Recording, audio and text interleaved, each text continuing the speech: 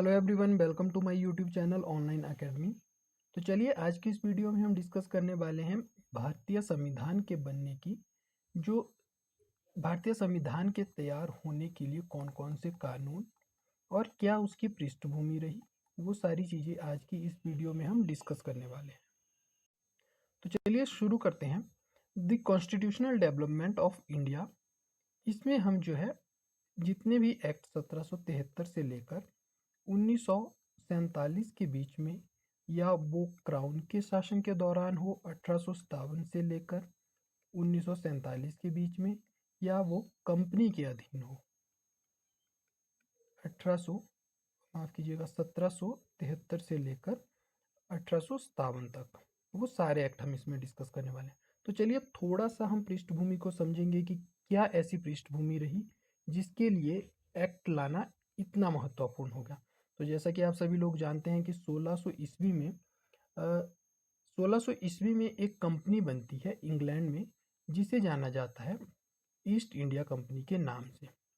खैर पूर्व के देशों के साथ, यानी कि अगर इस साइड यूरोप है तो ग्लोब के दूसरी तरफ को, इस तरफ को भारत पड़ता था, तो इस साइड को पश्चिम और इस साइड को पूर्व बोलते थे। तो पूर्व के साथ व्यापार करने के लिए, ऐसा नहीं कि एक निश्चित देश भारत ही था। यूरोपीय कंपनियां, चाहे वो इंग्लैंड की हो या बाकी कोई भी कंपनियां हो, वो भारत ही नहीं बल्कि जितने भी दक्षिण एशिया या पूर्व के अन्य देश थे जहां उन्हें उनके मतलब की चीज़ें मिलती थी, वो हर उस देश के पास जो है व्यापार करने के लिए गए। और इसी क्रम में उन्होंने उपनिवेश यानी उनको अपना गुलाम बनाना शुरू किया था। तो इसी क्रम में जो है कंपनी को 1600 ईस्वी में ईस्ट इंडिया कंपनी को जो है लाइसेंस वहाँ की रानी के द्वारा दिया जाता है।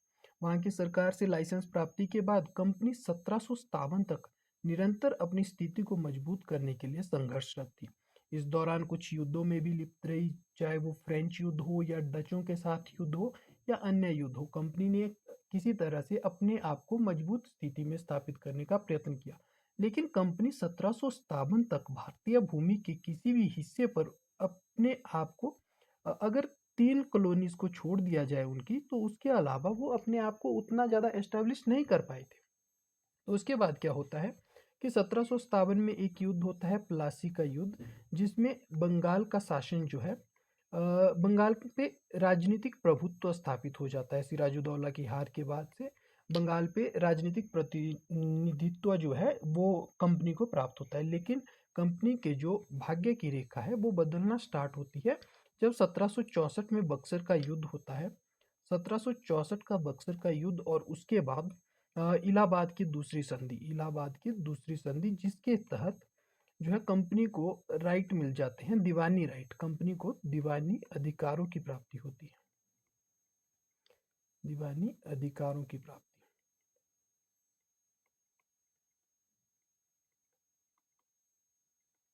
इसके तहत कंपनी को उस क्षेत्र का, यानी कि बंगाल का, बिहार का और उड़ीसा का, बंगाल, बिहार और उड़ीसा के जो है दीवानी राइट मिल जाते हैं। अर्थात उस क्षेत्र के जितनी भी भू राजस्व की कमाई थी, रेवेन्यू जो कमाई थी उनकी, वो सारी कंपनी को मिलना स्टार्ट हुई। लेकिन अब कंपनी, पहले तो जब वो 1600 से लेकर 1750 तक, 1600 ईस्वी से लेकर 1757 ईस्वी तक कंपनी सिर्फ व्यापारिक उद्देश्यों की पूर्ति के लिए बनाई गई थी।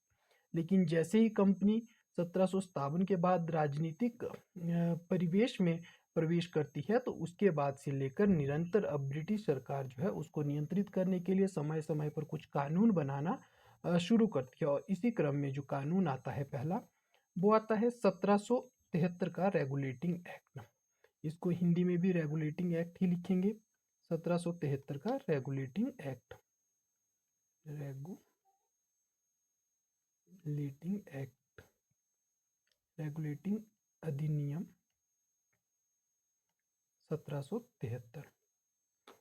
तो इसके तहत क्या होता है, देखते हैं कौन कौन से प्रावधान जो है कंपनी के द्वारा, कंपनी को नियंत्रित करने के लिए सरकार के द्वारा किए गए थे। तो याद रखिएगा, सबसे पहला जो महत्वपूर्ण पॉइंट हम इसके बारे में याद रखेंगे वो ये पॉइंट रहेगा कि ये पहला एक्ट था जिसके माध्यम से कंपनी को नियंत्रित करने का प्रयास किया गया था।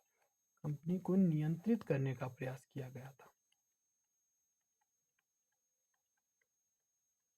तो आप देखेंगे कि जितने भी आपके अभी तक टीजीटी एग्जाम हुए हैं उसमें ये प्रवृत्ति देखने को मिली है कि 1 या 2 क्वेश्चन जो है इन एक्ट से देखने को मिलते हैं। तो चलिए ज़्यादा समय हम इनके ऊपर नहीं देंगे, लेकिन जितने भी महत्वपूर्ण डायमेंशन बन सकते हैं वो हम बनाने का जो है प्रयास करेंगे। तो देखिए पहला पॉइंट रहेगा ब्रिटिश संसद द्वारा ईस्ट इंडिया कंपनी को नियंत्रित करने का, ये पहला प्रयास था। दूसरा पॉइंट रहेगा बंगाल का गवर्नर जनरल का पद सृजित हुआ। देखिए अभी तक क्या था कि कंपनी 3 जगह से शासित हो रही थी, लेकिन कोई सेंट्रलाइज ऐसा कोई सेंट्रलाइज पोस्ट नहीं था जो तीनों कॉलोनी, आप जानते होंगे बॉम्बे, मद्रास और बंगाल, 3 कॉलोनीज जो थी वो कंपनी की थी। लेकिन अभी तक बॉम्बे और मद्रास और बंगाल में जो शासन चल रहा था, चाहे वो कानूनी शासन हो या किसी प्रकार के नियम रेगुलेशंस हो, वो जो है अभी तक उनको सेंट्रलाइज नहीं किया गया था। हर कॉलोनी के अलग अलग नियम थे। लेकिन इसके माध्यम से क्या किया गया, बंगाल के गवर्नर जनरल का पद जो है सृजित किया गया, इसको सर्वोच्चता दी गई और बम्बई और मद्रास को जो है बंगाल के अधीन लाया गया। और प्लस इसके साथ 4 सदस्यीय जो है एक काउंसिल भी बनाई गई, जो इस क्षेत्र में जो नियम कानून बनने थे वो डिसीजन गवर्नर जनरल और 4 सदस्यीय परिषद को लेना था। दूसरा वही नियम जो है बॉम्बे और मद्रास पे भी लागू होने वाले थे। तो यही पद अगर आप देखें और भारत के कॉन्स्टिट्यूशन डेवलपमेंट में देखा जाए तो यही चीज़ हमें आगे देखने को मिलती है कि जो अभी अभी जो बंगाल का गवर्नर जनरल है, यही आगे चलकर 1833 के चार्टर एक्ट में क्या बनेगा, भारत का गवर्नर जनरल बनेगा। भारत का गवर्नर जनरल बनेगा। और 1857 के बाद 1858 के एक्ट में ये भारत का वाइसराय बनेगा। और स्वतंत्रता के बाद यही पद जो है 26 जनवरी 1950 को भारत के राष्ट्रपति के रूप में सृजित हुआ। तो ये महत्वपूर्ण पॉइंट आप याद रखिएगा, राष्ट्रपति के रूप में सृजन हुआ पद का। तो ये जो है सेकंड महत्वपूर्ण पॉइंट रहेगा कि बंगाल का गवर्नर जनरल का पद यहाँ पे सृजन होता है।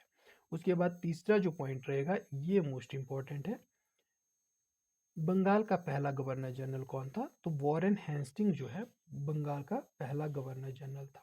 उसके बाद है 1774 में कलकत्ता में सुप्रीम कोर्ट की स्थापना की गई। और इसके अगर देखा जाए तो एक क्वेश्चन ये भी पूछा जाता है कि इसके पहले मुख्य न्यायाधीश कौन थे, न्यायाधीश कौन थे, तो वो रहेंगे Elijah Impey, Elijah Impey. Next बढ़ते हैं आगे। आगे देखिए तो पांचवा पॉइंट है बॉम्बे और मद्रास को जो है अधीन किया गया। तो ये पॉइंट हम देख चुके हैं कि कैसे बॉम्बे और मद्रास जो है, ये एक बार आप लोकेशन समझ लीजिए, ये जो है बॉम्बे होगा, ये मद्रास वाली कॉलोनी होगी, और यहाँ बंगाल। तो बंगाल जो है डायरेक्टली कंट्रोल करेगा मद्रास और बॉम्बे को। और कौन करेगा कंट्रोल, तो जो बंगाल का गवर्नर जनरल होगा, और दूसरा जो 4 सदस्यीय काउंसिल जो साथ में बनी थी वो कंट्रोल करने वाली थी। इसके बाद जो है अगला एक्ट जो आएगा वो आएगा 1784 का Pitt's India act. Pitt's India act वास्तविकता में इसे लाने का जो प्रमुख उद्देश्य था वो वही था कि 1773 के रेगुलेटिंग एक्ट में जितनी भी गलतियां हो रखी थी, जितनी भी कमियां थी, उनको सुधार करने के लिए ये एक्ट लाया गया था। इसके माध्यम से द्वैध नियंत्रण प्रणाली लागू की गई। अर्थात जैसे कि मैंने आपसे बात की कि कंपनी जो है अब 2 कार्य करना शुरू कर चुकी थी, व्यापारिक और दूसरा राजनीतिक। तो व्यापारिक कार्यों के लिए जो है बोर्ड ऑफ डायरेक्टर्स थे जो कंट्रोल करते थे व्यापारिक कार्यों को, लेकिन राजनीतिक कार्यों को कंट्रोल करने के लिए एक नया कंट्रोल बनाया गया, एक नया बोर्ड बनाया गया, बोर्ड ऑफ कंट्रोल, नियंत्रण बोर्ड बनाया गया। इसको हिंदी में अगर मेंशन करें तो नियंत्रक बोर्ड जो है स्थापित किया गया। तो इसके माध्यम से जो है कंपनी के राजनीतिक कार्यों को शुरू किया गया या इसकी देखरेख में स्टार्ट किया गया। अब आगे बात करें तो व्यापारिक और राजनीतिक बोर्ड ऑफ कंट्रोल और बोर्ड ऑफ डायरेक्टर्स दोनों के ऊपर जो होगा वो ब्रिटिश संसद होगा, और ब्रिटिश संसद ही सर्वोपरि होगा। तो इसके बाद अगर नेक्स्ट पॉइंट देखा जाए तो ये द्वैध प्रणाली का मतलब था कि बोर्ड ऑफ कंट्रोल और बोर्ड ऑफ डायरेक्टर 2 लोगों में अब जो है सत्ता बंट चुकी थी।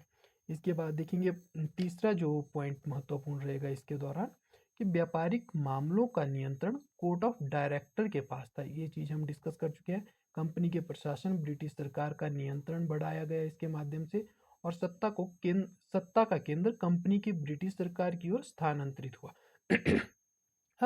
क्या था कि भारत में जो है कंपनी धीरे धीरे साम्राज्य विस्तार कर रही थी। पहले जो है कंपनी के द्वारा, अगर मैप के माध्यम से देखें तो कंपनी के द्वारा क्या किया गया, पहले बंगाल पर कब्जा किया गया, धीरे धीरे जो है अब मैसूर की ओर बढ़ना स्टार्ट कर चुकी थी कंपनी इस दौरान। और कंपनी जो है 1799 तक, कंपनी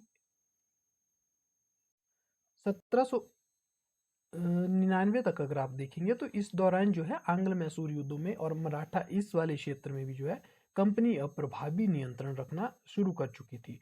तो बॉम्बे प्रेसिडेंसी में भी विस्तार हो रहा था, सूरत जो मद्रास प्रेसिडेंसी है वहां पर भी विस्तार, और बंगाल में भी निरंतर विस्तार हो रहा था। तो अब जो है कंपनी को आवश्यक था कि कंपनी जो है इतना बड़ा अंपायर अगर भारत में खड़ा कर लेगी तो कल को ब्रिटिश सरकार के विरुद्ध ना हो जाए, या ब्रिटिश सरकार के विरुद्ध किसी प्रकार का विद्रोह ना कर दे कंपनी, ब्रिटिश इंग्लैंड पर भी अधिकार करने के बारे में ना सोचे। तो आवश्यक था कि सरकार उस पर समय समय पर जो है बेहतरीन ढंग से नियंत्रण रखे। तो इसके लिए जो है नेक्स्ट जो सबसे इम्पोर्टेंट था कि कंपनी एक्चुअल में इन जो एक्ट थे इनको लाने का एकमात्र उद्देश्य यही था कि किसी भी प्रकार से कंपनी को नियंत्रित रखना, ताकि वो ब्रिटिश हितों के लिए काम करे, ना कि ब्रिटिश हितों के विरुद्ध काम करे। तो इसलिए जो है कंपनी को समय समय पर कंपनी को नियंत्रित करने के लिए एक्ट लाए गए। अगला जो महत्वपूर्ण एक्ट रहेगा वो है 1813 का चार्टर एक्ट। 1813 का चार्टर एक्ट, चार्टर अधिनियम 1813। इसके महत्वपूर्ण पॉइंट देखें तो कंपनी का जो है व्यापारिक एकाधिकार समाप्त कर दिया गया चीन और चाय को छोड़कर। चीन के साथ ओपियम का व्यापार और भारत के साथ चाय के व्यापार का जो एकाधिकार था उसको छोड़कर बाकी सारे जो है अधिकार कंपनी के समाप्त कर दिए गए। दूसरा, ईसाई मिशनरियों को जो है भारत की ओर प्रवेश करवाना शुरू किया गया। ईसाई मिशनरियों का को प्रचार की अनुमति दी गई, अर्थात अब ईसाई धर्म को स्थापित करने का प्रयास हुआ। अब इसके पीछे की पृष्ठभूमि समझिएगा, 1813 का चार्टर एक्ट क्यों ऐसे क्रांतिकारी कदम 1813 के चार्टर एक्ट में जो है उठाए जा रहे हैं, क्यों ईसाई मिशनरियों को भारत की ओर भेजा जा रहा है। तो अभी तक क्या था कि इस समय तक अगर आप देखें तो मतलब 1700 के बाद 1800 तक अगर देखें तो इंग्लैंड में जो है 1750 के बाद से औद्योगिक क्रांति की काफ़ी बड़े स्तर पर औद्योगिक क्रांति होना स्टार्ट हुई थी। उसके बाद उत्पाद बड़े स्तर पर बनाए जाने लगे थे। तो उसके बाद क्या था कि कंपनी के जो उत्पाद थे, या कहे इंग्लैंड के जो उत्पाद थे, अभी इंग्लैंड जो है अपनी मशीनों के लिए कच्चे माल की तलाश कर रहा था एक तो, और दूसरा जो महत्वपूर्ण चीज़ थी कि जो उन्होंने बाजार ढूंढ रहा था किसके लिए, जो तैयार माल था उनका, उसके लिए बाजार ढूंढ रहा था। तो आवश्यक था कि एक ऐसा बाजार हो। तो बाजार कैसे होगा, ईसाई मिशनरी उसमें क्या रोल निभाएंगे। तो अगर आपका जो है, अगर आप कुछ पश्चिम संस्कृति से प्रभावित चीज़ें बना रहे हैं तो उसके लिए आवश्यक है कि वहाँ पे पश्चिम में ईसाई धर्म जो है डोमिनेट कर रहा था। तो आवश्यक है कि यहाँ के लोगों की भी वो नीड होनी चाहिए, जो आपने चीज़ें तैयार की है वो यहाँ के लोगों की अगर ज़रूरत नहीं होगी तो कोई खरीदेगा नहीं, और जब कोई खरीदेगा ही नहीं उन चीज़ों को, तो आप जो है उन चीज़ों को भारत में लाकर करोगे क्या। तो आवश्यक था कि ईसाई बनाना जरूरी था। तो इसलिए जो है ईसाई मिशनरी साइड आने लगे। शिक्षा में अनुदान का प्रावधान किया गया। आप देखेंगे जब आधुनिक इतिहास पढ़ेंगे तो वहाँ पे बड़े विस्तार से डिस्कशन करेंगे इसके ऊपर कि 1 लाख रुपए प्रति वर्ष जो है गवर्नर जनरल शिक्षा के ऊपर खर्च करेगा। तो बहुत सारी बातें हम आधुनिक इतिहास में इस चार्टर को बहुत ही महत्व के साथ पढ़ते हैं। नेक्स्ट देखते हैं कंपनी के राजनीतिक अधिकार बने रहे। तो कंपनी, जैसा मैं डिस्कस कर चुका हूं कि दो कार्य कंपनी कर रही थी। 1600 के बाद तो कंपनी जो है व्यापारिक रूप में आई थी, लेकिन 1757 के बाद से कंपनी की पृष्ठभूमि में निरंतर परिवर्तन आ रहा था। उसके जो व्यवहार था या अधिकार थे उसमें निरंतर परिवर्तन आ रहा था। और आप देखेंगे कि अभी तक राजनीतिक सत्ता जो है भारत के एक बड़े हिस्से पर कंपनी को प्राप्त हो गई।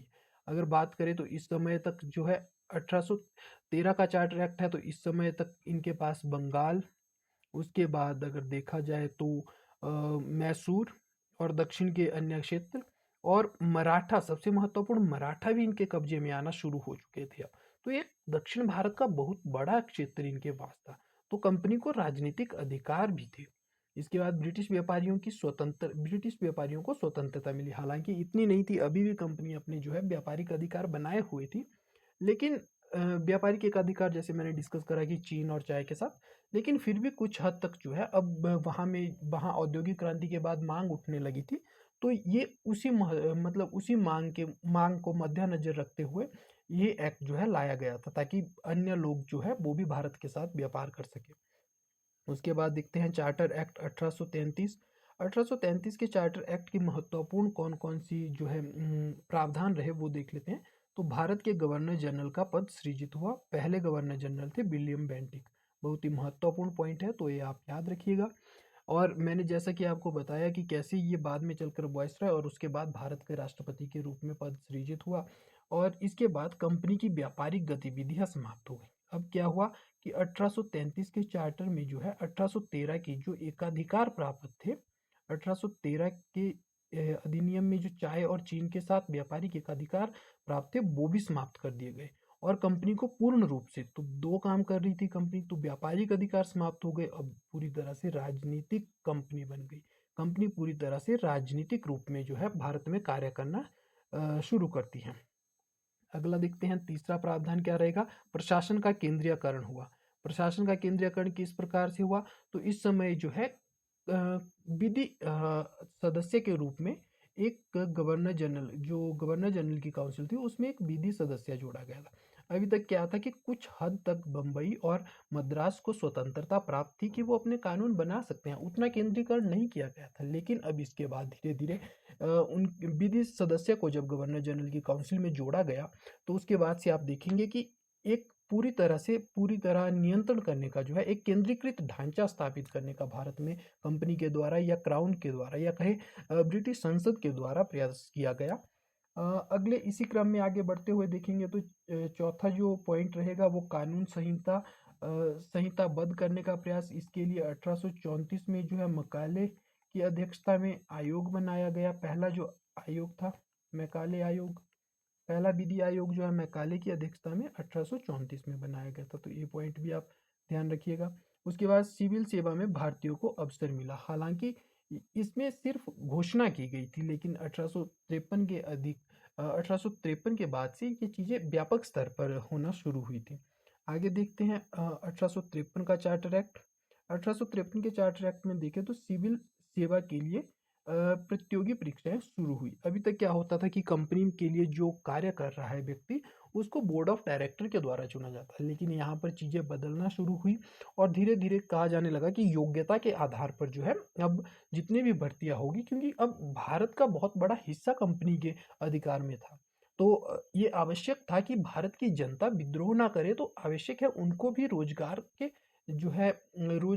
के अवसर उपलब्ध करवाए जाए, उनके साथ किसी प्रकार का भेदभाव ना किया जाए। हालांकि ये तो बहुत अतिशयोक्ति हो जाएगी कि किसी प्रकार का भेदभाव नहीं किया गया, लेकिन फिर भी मतलब एक मोटे तौर पर समझे तो ये वाली मानसिकता हो सकती है। उसके बाद कार्यपालिका और विधायिका को अलग किया गया, और तीसरा विधान परिषद में सदस्यों की संख्या बढ़ी। तो ये दो महत्वपूर्ण पॉइंट है, कार्यपालिका और विधायिका को अलग और विधान परिषद में सदस्यों की संख्या बढ़ी। उसके बाद आगे चलते हैं, चौथा जो पॉइंट रहेगा इसमें, भारत में संसदीय प्रणाली की नींव पड़ी। ये सबसे महत्वपूर्ण पॉइंट है, तो ये भी आप याद रखिएगा कि भारत में संसदीय प्रणाली की नींव इसी एक्ट के माध्यम से पड़ी थी। अगले एक्ट की ओर चलते हैं, तो अब क्या होता है कि देखिए, अब यहाँ से सबसे महत्वपूर्ण जो पॉइंट निकल के आता है वो है 1857 का एक्ट। और 1857 का एक्ट मतलब कोई छोटी मोटी घटना नहीं है, अपने आप में एक विशाल घटना को समेटे हुए है। 1857 की क्रांति हुई। 1857 मतलब 1757 से लेकर 1857 तक जितना भी आर्थिक शोषण, राजनीतिक सत्ता को हड़पने की भूख, सामाजिक परिवर्तन, जो भी सती प्रथा को हटाने का प्रयत्न किया गया हो, विधवा पुनर्विवाह की बातचीत हो, और अन्य जितने भी धार्मिक परिवर्तन हो, और भी मतलब जितने भी क्रांतिकारी कार्य करने के प्रयत्न या भारतीय समाज में दखल देने के लिए जो कदम कंपनी के द्वारा उठाए गए थे, उनका एक संयुक्त रूप से जो गुस्सा विस्फोटित हुआ था, वो 1857 की क्रांति में हुआ था। तो 1857 की क्रांति होती है, और इसके बाद जो है कंपनी पूरी तरह से अपनी नीतियां परिवर्तित कर देती है। तो देखते हैं उसकी नीतियों में क्या क्या परिवर्तन आता है। तो सबसे पहले कंपनी का शासन समाप्त हुआ। याद रखिएगा कि 1857 के बाद से कंपनी का शासन समाप्त हो गया था, और सीधे ब्रिटिश क्राउन के अधीन कंपनी जो है, भारत का क्षेत्र जो है सीधे ब्रिटिश क्राउन के अधीन आ गया था। सेकंड जो है भारत सचिव की नियुक्ति हुई थी। तीसरा, भारत सचिव को सहायता देने के लिए भारत परिषद का निर्माण किया गया था। बहुत इंपॉर्टेंट पॉइंट है। और 15 मेंबर्स की ये समिति थी। भारत सचिव को साथ मिलाकर 15 सदस्य द्वारा ये निर्मित होती थी। गवर्नर जनरल अब भारत का वाइसरॉय बन गया था। ये चीज हम आपके साथ डिस्कस कर चुके हैं कि गवर्नर जनरल कैसे भारत का वाइसरॉय बना। और विलियम बेंटिक जो है first viceroy, sorry, William Bentinck नहीं, लॉर्ड केनिंग होंगे। लॉर्ड केनिंग, यहाँ पे विलियम बेंटिक के स्थान पे लॉर्ड केनिंग कीजिएगा, जो है पहले गवर्नर जनरल थे। नेक्स्ट पॉइंट देखिए, तो अगला जो एक्ट रहेगा वो रहेगा इंडियन काउंसिल एक्ट, भारतीय परिषद अधिनियम 1861। तो इसमें देखें तो विधायी परिषदों में भारतीयों को नामित किया गया। खैर किसी प्रकार के कोई अधिकार तो नहीं थे, लेकिन अब जो है सत्ता का जो है दृष्टिकोण बदल चुका था। अब वाइसराय की परिषद में कुछ ऐसे लोगों को शामिल करना शुरू कर दिया गया था ताकि ये जान सके कि जो जनमानस के यानी कि राजा महाराजा ही अभी तक शामिल थे, और क्योंकि बड़े लंबे समय से भारत में सामंतवाद चला आ रहा था, तो ये लोग जानते थे, जो राजा महाराजा अब गवर्नर जनरल की काउंसिल में शामिल होने जा रहे थे, ये लोग बड़े अच्छे से जानते थे कि किस प्रकार जनता को नियंत्रित किया जा सकता है। तो उन्हीं के अनुभव का फायदा उठाने के लिए विधायी परिषद में भारतीयों को नामित किया जाना शुरू हुआ। उसके बाद प्रांतों को विधायी अधिकार पुनः दिए गए। कानून बनाने के जो है अधिकार जितने भी राज्य थे, उस समय के प्रांत जितने भी थे, उनको प्राप्त हुए। उसके बाद देखा जाए तो पोर्टफोलियो प्रणाली की शुरुआत हुई, अर्थात मंत्रिमंडल बनने लगा। पहली बार विलियम बेंटिक के कार्यकाल में मंत्रिमंडल बना था। विभागीय जो व्यवस्था थी उसकी शुरुआत विलियम बेंटिक के कार्यकाल में हुई थी, सॉरी, लॉर्ड कैनिंग के कार्यकाल में हुई थी। और लॉर्ड कैनिंग ने पहले भारतीय सदस्य को नामित किया था। Lord Canning nominate the first Indian member. तो लॉर्ड कैनिंग आप याद रखिएगा, माफ़ी चाहूँगा उसके लिए। अ, अगला जो इम्पोर्टेंट एक्ट रहेगा वो रहेगा इंडियन काउंसिल एक्ट 1892, भारतीय परिषद अधिनियम 1892। इसका सबसे महत्वपूर्ण जो बिंदु रहेगा वो रहेगा अप्रत्यक्ष निर्वाचन की व्यवस्था और परिषद का विस्तार हुआ। खैर ये तो इतने महत्वपूर्ण पॉइंट नहीं है। उसके बाद हाँ, ये पॉइंट थोड़ा इम्पोर्टेंट हो सकता है कि भारतीयों को प्रश्न पूछने का अधिकार मिला था। तो इसमें दो पॉइंट महत्वपूर्ण बनते हैं, एक एक तो अप्रत्यक्ष निर्वाचन प्रणाली, और दूसरा जो महत्वपूर्ण पॉइंट बनेगा वो ये है कि बजट पर प्रश्न पूछने का अधिकार जो है अब भारतीय जो सांसद होते थे या भारतीय एमएलए जिनको हम बोल सकते हैं, उनको अधिकार दिए गए थे। अगला चलते हैं, इसी क्रम में आता है मॉर्ले मिंटो रिफॉर्म 1909। देखिए मार्ले जो था वो भारत सचिव था और मिंटो जो था वो भारत का वाइसरॉय था। तो इनके नाम से जो सुधार भारत में हुए उसी को मार्ले मिंटो सुधार या भारत शासन अधिनियम 1909 का नाम दिया गया। तो इसमें क्या किया गया, मुसलमानों के लिए पृथक निर्वाचन की व्यवस्था की गई। तो वर्तमान समय में क्या होता है कि जैसे भारत देश है, भारत में आज निर्वाचन का अधिकार है, लेकिन ये निर्वाचन कैसे पृथक निर्वाचिका से जो है अलग था, तो ये हम समझने का प्रयास करेंगे। देखिए आज जो है आज भी जब कोई मुस्लिम धर्म से संबंधित व्यक्ति इलेक्शन लड़ता है, तो उसको हिंदू मुस्लिम हर प्रकार के जो उसका लेजिस्लेटिव एरिया होता है, वहाँ से जो है हर व्यक्ति जो क्षेत्र में रहता है, चाहे वो किसी भी धर्म से संबंधित हो, वो उसे चूज कर सकता है। लेकिन जो पृथक निर्वाचिका 1909 के एक्ट में जो है व्यवस्था बनाई गई थी, उसमें मुसलमानों को सिर्फ मुसलमान ही चूज कर सकते थे। यानी कि किसी क्षेत्र में से अगर कोई मुस्लिम कैंडिडेट खड़ा हो रहा है तो उसे इलेक्शन में वोट केवल मुस्लिम व्यक्ति ही देगा। बाकी अगर कोई हिंदू है माइनॉरिटीज में तो उसको कोई अधिकार नहीं था, या कोई सिख है उस क्षेत्र में तो उसको कोई अधिकार नहीं था, या अन्य किसी भी धर्म का कोई व्यक्ति था तो उसे भी कोई किसी प्रकार का अधिकार जो है उस व्यक्ति को चुनने का नहीं दिया गया था। और ये जो निर्वाचन मंडल था वो भी कुछ ज़्यादा बड़ा नहीं था, कुछ चुनिंदा लोग इस निर्वाचन मंडल में थे, लेकिन वो भी केवल मुस्लिम ही चुन सकते हैं। तो आगे बढ़ते हैं, आई होप आपको ये कॉन्सेप्ट क्लियर होगा। और उसके बाद चलते हैं, परिषदों में अधिक भारतीय शामिल किए गए।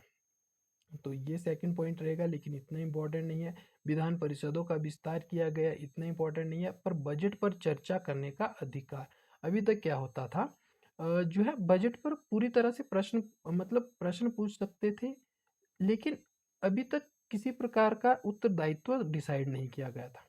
उत्तरदायी सरकार की शुरुआत ही जो है इस एक्ट से होना शुरू होती है। तो अब तक जो है, अब जब बजट पेश होता था तो जो कार्यपालिका थी उसको भारत में किए जाने वाले खर्च, भारत का जो एक्सपेंडिचर था, भारत की इनकम थी, उन सब से उन सब विषयों पर जो प्रश्न पूछे जाते थे उन सब पर जो है अब कार्यपालिका को उत्तरदायी बनाया गया, यानी कि कार्यपालिका को अब उत्तर देना अनिवार्य हो गया था। अगले क्वेश्चन की ओर बढ़ते हैं।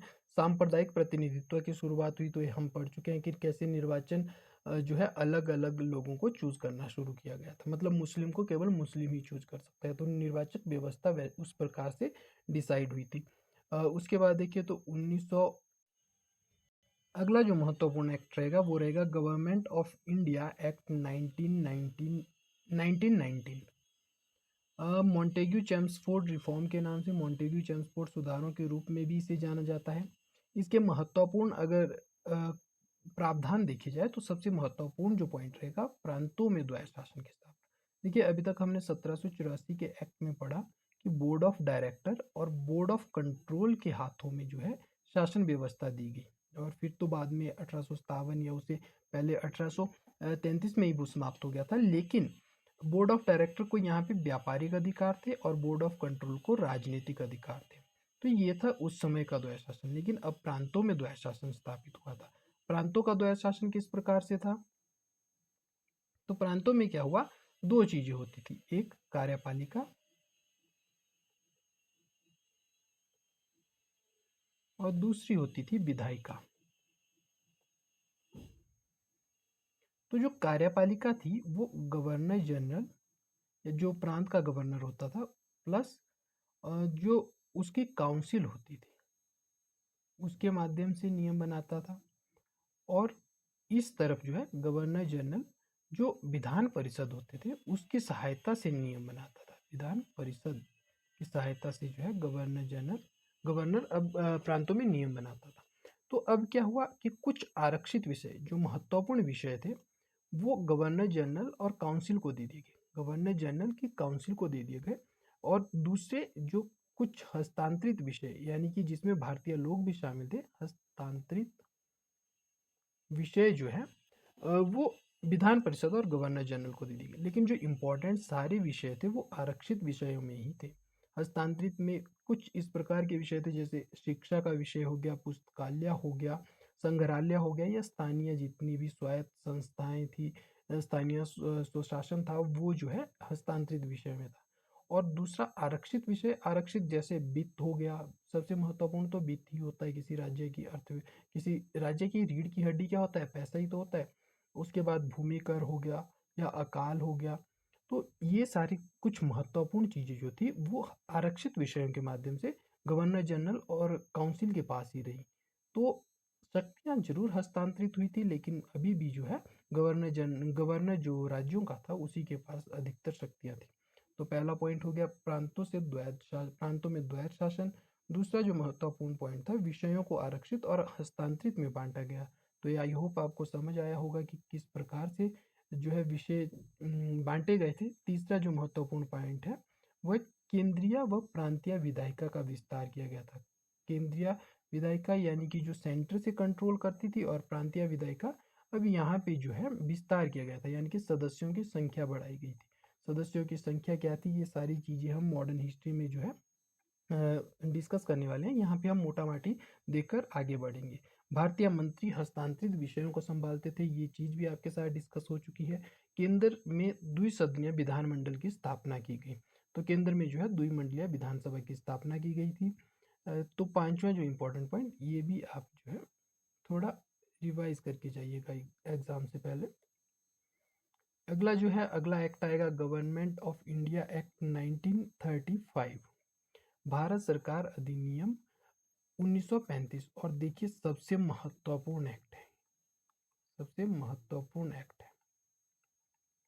इसकी विशेषता ये है कि जब भारतीय संविधान 26 नवंबर 1949 को बनकर तैयार हुआ, और 26 जनवरी 1950 को लागू हुआ पूर्णतः। अंशतः तो इस तारीख को हुआ था, लेकिन पूर्णतः जो है 26 जनवरी 1950 को हुआ था। तो आपको जानकर हैरानी होगी कि भारतीय संविधान में जितने अनुच्छेद थे उसमें से 250 शब्दशः 1935 के जो व्यवस्था थी, 1935 का जो अधिनियम था उससे शब्दशः मतलब शब्दों उसी प्रकार के प्रावधान कर दिए गए थे जो 1935 के एक्ट में थे। तो एक बहुत बड़ा रोल जो है भारत सरकार अधिनियम 1935 का जो है माना जाता है भारतीय संविधान की जो निर्माण में एक बहुत बड़ा योगदान माना जाता है इस एक्ट का। उसके बाद देखा जाए तो इसके क्या क्या जो प्रावधान थे, तो पहला जो रहेगा, प्रांतों से द्वैध शासन समाप्त हुआ, यानी कि प्रांतीय स्वायत्तता दी गई। दूसरा, द्वैध शासन, तो प्रांतों में जो द्वैध शासन का कॉन्सेप्ट था वो अब समाप्त हो चुका था। दूसरा, अखिल भारतीय संघ का प्रस्ताव रखा, लेकिन कभी लागू नहीं हुआ था। तीसरा, शक्तियों को संघीय, प्रांतीय और समवर्ती सूची में बांटा गया था। ये क्या है, ये तो आगे चलकर हम आपके साथ डिस्कस करेंगे ही। इसमें जो है संघीय सूची जो थी उस पे केवल केंद्र जो है नियम बना सकता था। प्रांत जो है प्रांतीय विषयों पर प्रांतीय विषयों पर नियम बना सकते थे, और समवर्ती सूची में जो है केंद्र और प्रांत दोनों जो है नियम बना सकते थे। और कुछ जो है अपवाद या कहें अपशिष्ट शक्तियाँ जो थी वो गवर्नर जनरल के पास ही दी गई थी, जो भारत का वाइसरॉय था। अपशिष्ट शक्तियाँ उसी के पास थी, तो ये भी केंद्र के पास रहेगी। अगला जो पॉइंट देखें, केंद्र में द्वैध शासन प्रणाली लागू हुई। अब जो है जिस प्रकार की प्रांतों में व्यवस्था हुई थी वही अब केंद्र में व्यवस्था की गई। संघीय न्यायालय की स्थापना हुई। वर्तमान सुप्रीम कोर्ट जो है वो 1937 में दिल्ली में संघीय न्यायालय की स्थापना हुई। यही वर्तमान का सुप्रीम कोर्ट है। अगला पॉइंट देखते हैं, पॉइंट नंबर 6 जो रहेगा, भारतीय रिजर्व बैंक की स्थापना हुई। इस अधिनियम के तहत 1935 में आरबीआई की स्थापना हुई। तो 1 अप्रैल 1935 को आरबीआई की स्थापना हुई थी, 1934 के आरबीआई एक्ट के माध्यम से। क्या क्या प्रावधान थे वो हम इकोनॉमिक्स में देखेंगे, फिलहाल यहाँ जो है इसी प्रावधान तक सीमित रहते हैं। आगे चलते हैं, अगला जो पॉइंट रहेगा, पृथक निर्वाचिका का विस्तार जो है मुसलमानों, सिख आदि तक जो है मुसलमानों, सिखों आदि के लिए पृथक निर्वाचन प्रणाली को जारी रखा गया और बढ़ाया गया। तो पृथक निर्वाचन प्रणाली आई होप आपको क्लियर होगी, क्योंकि हम 1909 वाले जो एक्ट था उसमें डिस्कस कर चुके हैं। निर्देशों का उपकरण, गवर्नर और वाइसरॉय को शक्ति प्रयोग हेतु निर्देश दिए गए। तो ये भी याद रखिएगा, इतना महत्वपूर्ण पॉइंट नहीं है। इसके अलावा जो नेक्स्ट एक्ट रहेगा वो है इंडिया इंडिपेंडेंस एक्ट 1947। इसमें देखेंगे कि क्या क्या हुआ। देखिए, इसका सबसे महत्वपूर्ण प्रावधान यही था। एक्चुअल में इसके बारे में कुछ चीज़ें याद रखिएगा। 4 जुलाई